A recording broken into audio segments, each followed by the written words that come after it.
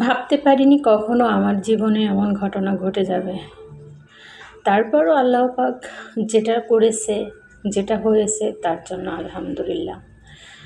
বিয়ের আগে কখনো কেউ কল্পনা করতে পারে না যে এমন একটা দিন তার জন্য অপেক্ষা করতেছে, এমন একটা সময়।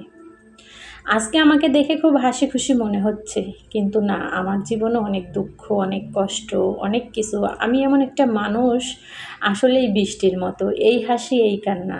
সৃষ্টিকর্তার কাছে লাখ লাখ শুক্রিয়া যে আল্লাহ পাক আমাকে ভালো রেখেছে। আমার অজানা কথাগুলো অজানাই থেকে যাবে। জানি না কবে সেই অজানা কথাগুলো সবার সামনে প্রকাশ করতে পারবো, বলতে পারবো।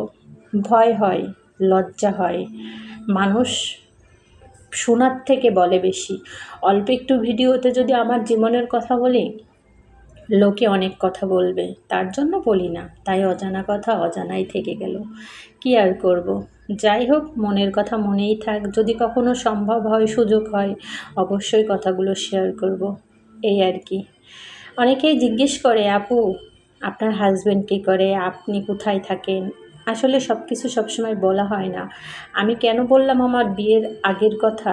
বিয়ের আগের জীবন আর বিয়ের পরের জীবনের ভিতরে অনেক পার্থক্য থাকে। আর হাজব্যান্ডের কথা এই জন্যই বললাম, সবাই জিজ্ঞেস করে, কারণ আমার পরিচিত যারা আছে তারা অনেকেই ঈর্ষান্বিত হয় যে আমি কেন এমন আছি, আমি চাইলেই তো খারাপ থাকতে পারতাম, কেন আমি এমন আছি। সেই জন্য ওই সৃষ্টিকর্তার কাছে লাখ লাখ শুক্রিয়া।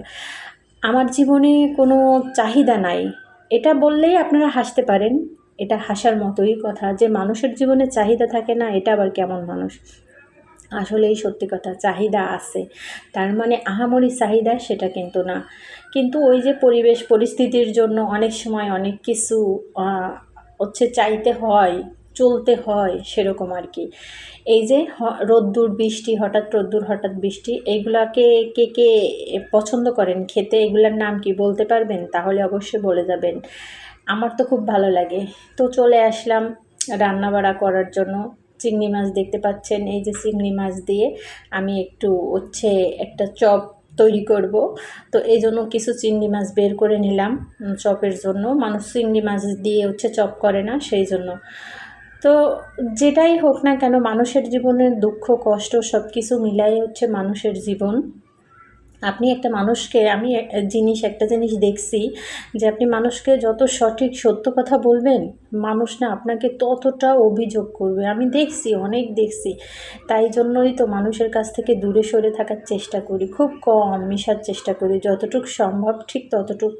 তাছাড়া না, আমার কাছে একাকিত্ব মনে হয় সব থেকে বেশি ভালো। একাকিত্ব কখনো আপনাকে কষ্ট দেয় না। আপনি যত মানুষের সঙ্গে মিশবেন ততই কষ্ট বেশি পাবেন। আমার আসলে মাঝে মাঝে এমন মনে হয়, কেন মানুষ এমন করে? আমি যদি একটা মানুষকে সত্য কথা বলি, সেই মানুষটা সেই সত্য কথাটা নিয়ে কেন গসিপ করে?